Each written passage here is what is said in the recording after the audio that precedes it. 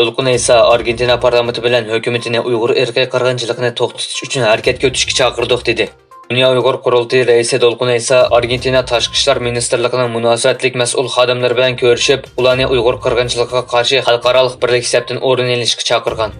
Dünya Uyg'ur qurultayining raisi Dolqun esa qurultayning bayonotchisi va qurultay ayollar komitetining mudiri Zumratay Erkinlardan tarkib topgan qurultay hay'ati 23-may kuni boshlangan Braziliya ziyoratini muvaffaqiyatli oxirlashtirib, 27-may kuni Argentinaga qaytib kelgan edi. Ular 29-may kuni Argentina tashqi ishlar ministrligida uchrashish va suhbatlarda bo'lgan.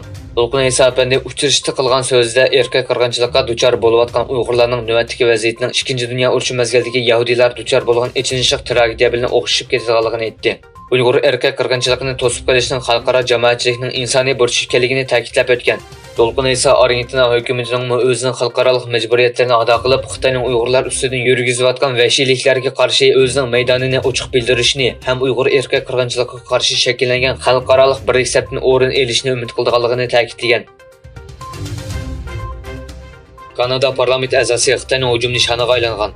Kanada parlamentidagi Yangi Demokratlar partiyasining parlament a'zosi Jenny Kwanning dushanba kuni aytishicha, Kanada josuslik organi uning Hong Kong va Uyg'urlarning kishilik huquq masalasidagi pozitsiyasi sababli uzundan buyon Xitoy hukumatining hukm nishonida bo'lib kelganligini aytgan. Uning bildirishicha, Kanada bexatarlik axborot idorasi juma kuni uning bilan 1 soat suhbat o'tkazgan bo'lib, uning 2019-yil federatsiya saylamidan buyon Xitoy tarafidan nishon qilinganligi oshkorlangan.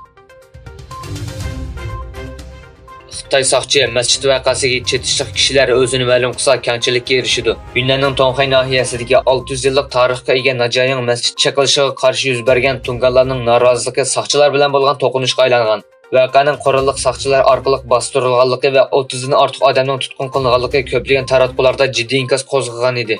Tongxay nohiyalik jamoat xavfsizlik idorasi nomidan 5-oyning 29-kuni bir uqtirish e'lon qilingan bo'lib, 6-oyning 6-kunigacha o'zini ma'lum qiluvchilarga kengchilik qilinganligi, o'zini ma'lum qilishni rad qilganlarning qonun bo'yicha qattiq bir taraf qilinganligi eskartilgan. Malayziya Xitoy paraxodini musodir qildi. Malayziya doiralari 2-dunyo urushidan qolgan Angliya paraxodini bulg'an deb gumon qilingan bir Xitoy paraxodini tutib qolganligini e'lon qildi. Yana bir tarafdan Angliya davlat mudofaa ministri Ben Wallace bulan-talan qilingan harbiy aslahalarning dengiz urush qabrlariga hurmatsizlik ekanligini jakarlab voqeani aybladi. Xitoy savdo qilishga tayyor. Xitoy tashqi ishlar ministri Qin Gang Beijingda amerikalik milliarder Elon Musk bilan ko'rishganda Xitoyning echivitish siyosatida davomli ching turganligini, dunyoning har qaysi joylaridagi shirkatlarning mablag' selishiga ochiq ekanligini aytgan.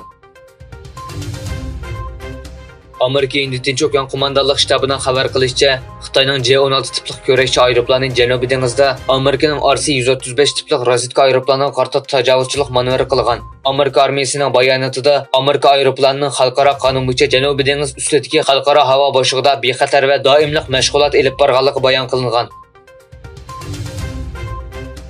Shimoliy Koreyaning sun'iy amra qo'yib berishi mag'lub bo'ldi. Egilishicha Shimoliy Koreyaning bugun atganda sun'iy amra qo'yib berish plani to'shuvchi raketa sistemasining qachilishi sababidan mag'lub bo'lgan.